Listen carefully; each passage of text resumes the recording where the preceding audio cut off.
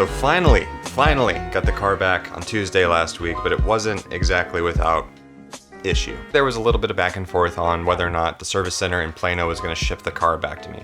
It was outside of their 50-mile service radius. But then, without me really even having to prompt anything, they got back to me and said, you know what, we're going to make a special exception for you. We're going to ship it back. No problems. This was a catastrophic failure on our part, so don't worry about it. Cool. But then, whoever I was talking to down there, the name shall remain anonymous to protect the innocent, that person got sick, and the manager that made the approval got sick. So the person that I spoke to on Monday told me the same thing. They weren't going to be able to ship it back to me because it was outside of the 50-mile service radius. And that it would cost me between $800 and $1,000 to have somebody down there ship it back to me. Or I could drive down in a rental, Tesla paid, and pick it up myself. Something along the lines of Tesla really trying to maintain profitability right now. But then I was like, whiplash.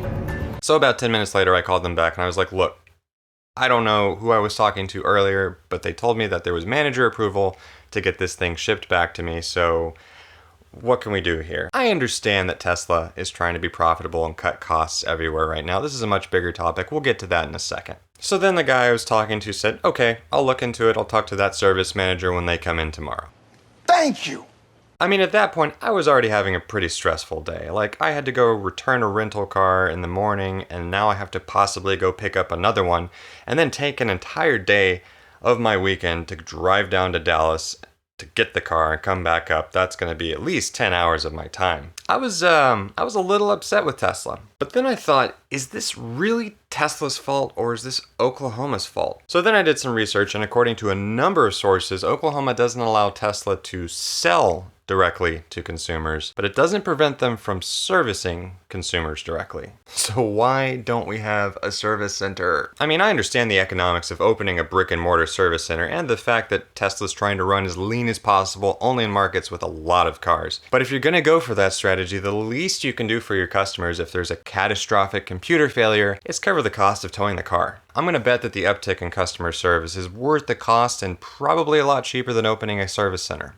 I mean, if it's something like preventative maintenance or replacing the battery coolant or rotating the tires or something like that, yeah, go pick it up. So next day, the original service manager calls to tell me that they're going to tow it back as originally promised. Huge weight off my shoulders. Very same day, tow guy comes about 7 o'clock at night, drops the car off, and all's well. And of course, having a new computer means I have to reset all of my settings, driver profiles, home link, security settings. About the only thing that was the same was the key card registration and the phone as a key card registration. Easy enough, not unexpected. I think the hardest part was just figuring out where half of the settings are originally, like auto folding mirrors when you lock the car. But then I saw that the software version on the computer was the exact same one as the one that I had before I ran the update. So there will be a day when I have to update it again. I'm not nervous. No, I'm not nervous. You're nervous. I'm just gonna have to find a day when I don't have anywhere to be and just cross my fingers.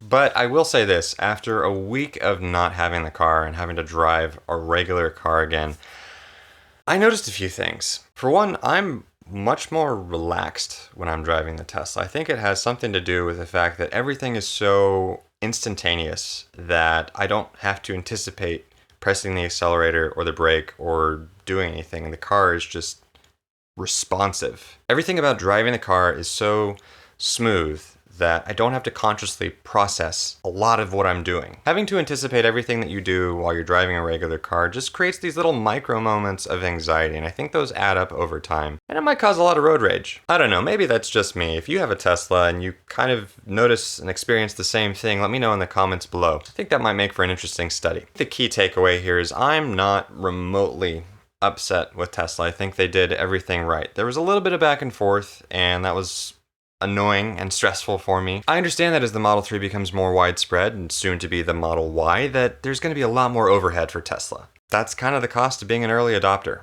That's how it's always been for Tesla. Either way, I'm super happy to have Glitch back and really crossing my fingers on that next update. I'll be sure to keep you all posted, but let me know your thoughts in the comments below. Hit the thumbs up button if you like this video and subscribe if you want to see more. See ya.